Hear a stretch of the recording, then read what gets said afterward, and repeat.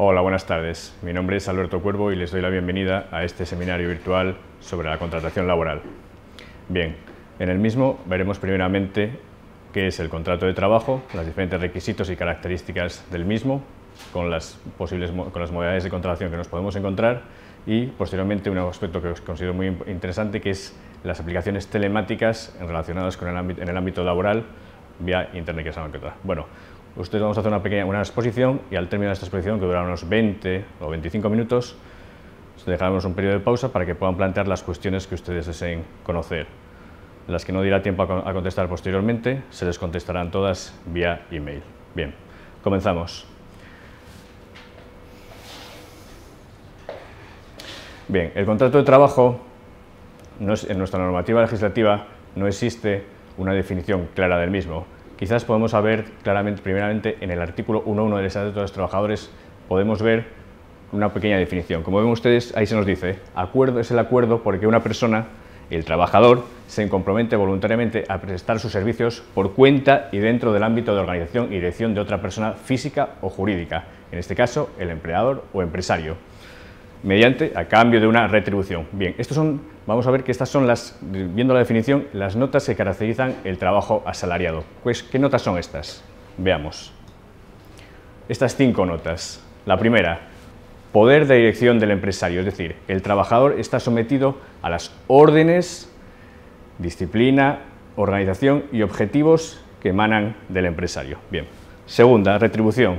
El trabajador lleva a cabo su actividad a cambio de una contraprestación económica, lo que vamos a llamar salario. Tercero, ajenidad.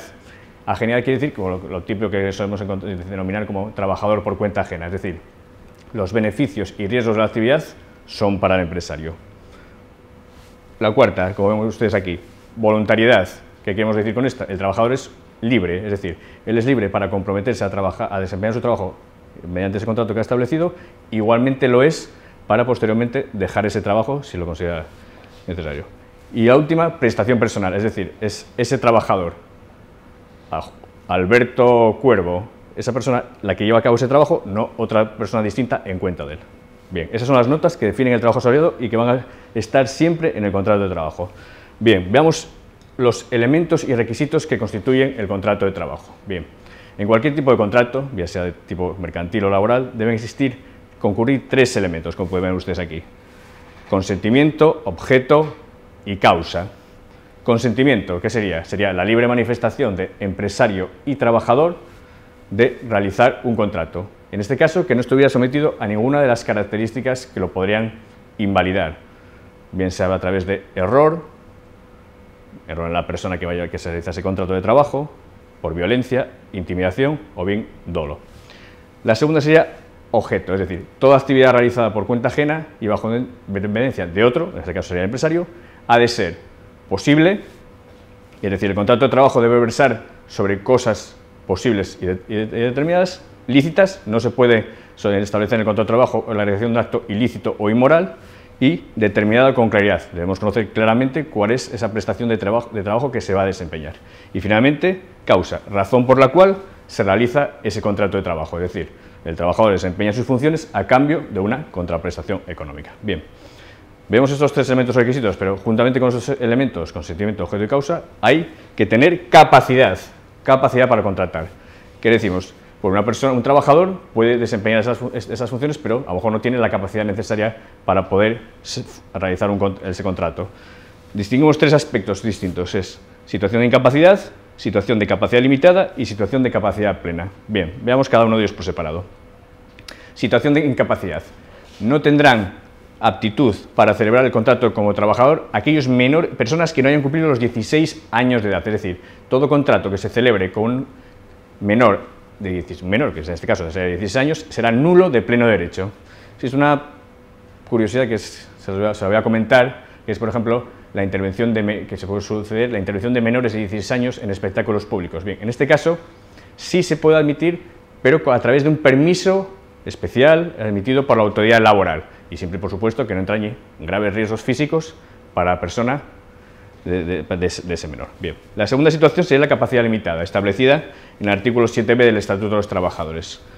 En él se podrán contratar esa prestación trabajadores menores de 18 años, pero mayores de 16, y siempre y cuando con la autorización de la persona o institución que lo tenga a su cargo. Por ejemplo, el caso de se vea el tutor, tiene que ser el tutor que... Y la tercera opción, la situación de capacidad plena, todas aquellas personas mayores de 18 años tienen plena capacidad de obrar para celebrar un contrato de trabajo. Bien, hemos visto elementos, requisitos y capacidad, correcto.